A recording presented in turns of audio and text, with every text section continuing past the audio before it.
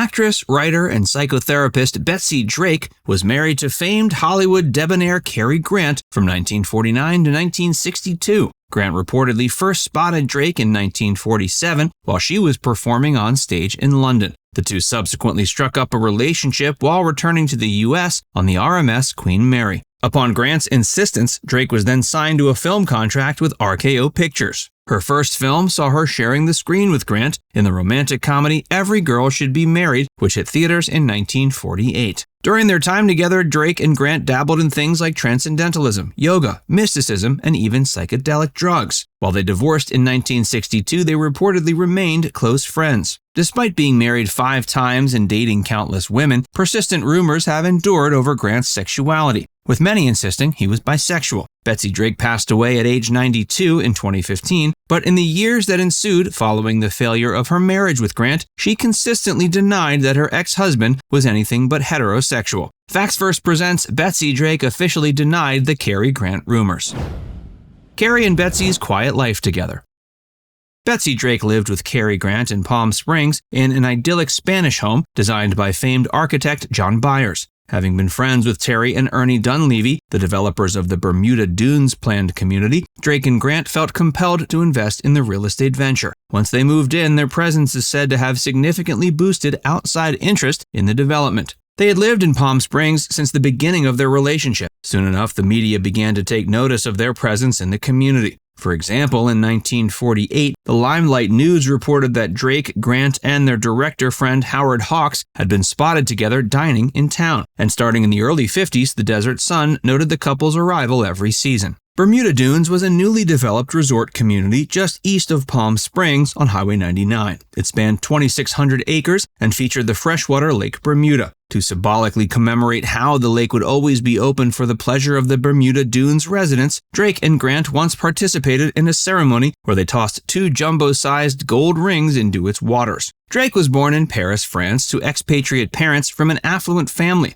Her grandfather opened up the prestigious Drake Hotel in Chicago, but subsequently lost all of his wealth in the stock market crash of 1929. Around that time, Drake returned to the U.S., where she had a somewhat chaotic and nomadic upbringing that eventually landed her in New York City. It was there that she was selected by Elia Kazan to be a founding member of the Actors Studio. While on board the Queen Mary, Grant became quite smitten with Drake. When he arrived back in Hollywood, he made arrangements for her to get in touch with David Ciesnik, who ended up signing her with RKO. While starring alongside his future wife in Every Girl Should Be Married, Grant took the film very seriously. During this time, their relationship blossomed. It culminated in their wedding on Christmas Day, 1949. Reportedly, Grant was initially perfectly content with retiring to the desert, although rumor has it Alfred Hitchcock was the one who convinced him to stage a return to cinema. But how true that is debatable. Regardless, the year before Drake and Grant tossed those gold rings into Lake Bermuda, Grant was in Spain filming The Pride and the Passion.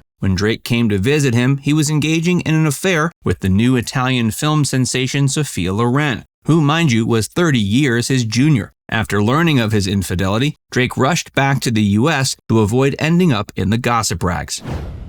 She was nearly killed in a shipwreck.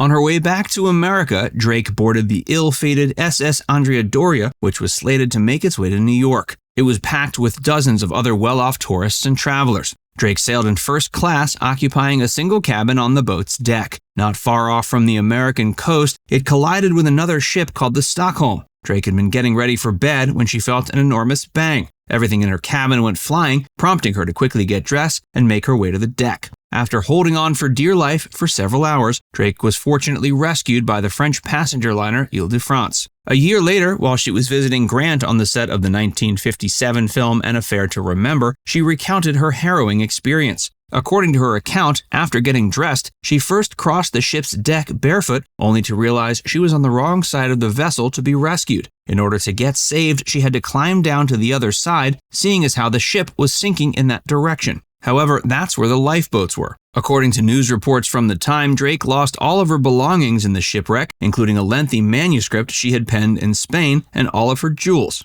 The drama of her experience on the ship ended up eclipsing any gossip the papers might have covered regarding Cary's affair with Sophia Loren. Drake introduced Grant to LSD.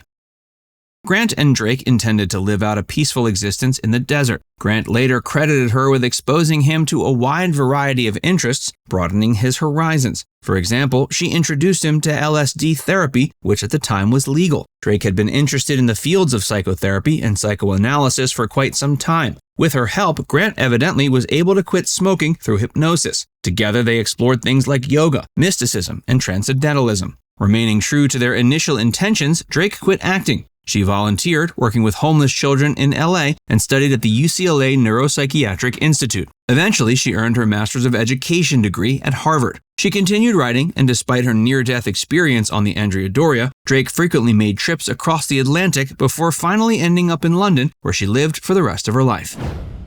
Drake put Grant to sleep. Even though Drake desperately wanted to please her husband and was by all accounts infatuated with him, according to a divorce filing from 1962, Grant would often fall asleep right after dinner and preferred to watch TV instead of talking to her. Simply put, Drake bored Grant, so much so that it could be said she put him to sleep. Not only that, but his eye often wandered. After he fell in love with Sophia Loren, all hope that Drake might have once had about them living a fairy tale-esque happily ever after went out the window. When she finally decided enough was enough and divorced him, not only did Drake leave behind her husband, but also the town that brought them together in the first place, Hollywood. After her divorce with Grant was finalized, Drake continued to take LSD as a means from recovering from the trauma caused by the divorce. Drake went on to become a children's therapist specializing in psychodrama. After moving to London, she continued to work in that field for many years before passing away at age 92 in 2015. Before she died, Drake set the record straight. Drake's final screen appearance was in a 2005 documentary titled Cary Grant, A Class Apart. In the film, she reflected on her time with Cary both in Hollywood and in Bermuda Dunes. One of the most memorable bits from that film, however, was her denial of persistent rumors that alleged Grant was bisexual. From everything she saw and experienced, Grant only ever had sexual attraction to women. And considering his long list of lovers and wives, that shouldn't come as a huge surprise. Many have speculated, and several high-profile books have been written about Grant's alleged relationship with actor Randolph Scott, with whom he lived on and off for 12 years. Grant consistently denied rumors that he and Scott's relationship was anything but platonic, and no one has been able to produce evidence that implies anything otherwise. Not only that, but when Chevy Chase made a joke about Grant being a homosexual on TV in 1980, Grant sued him for slander, forcing the comedian to retract his words. Cary Grant passed away after a stroke on the evening of November 29, 1986. He was 82. While he and Betsy's marriage didn't last, fortunately they were able to maintain a friendship after going their separate ways. Now it's time to hear from you. Did you know Betsy Drake almost died in a shipwreck? And did you know that she introduced Cary Grant to LSD? Let us know in the comments section below.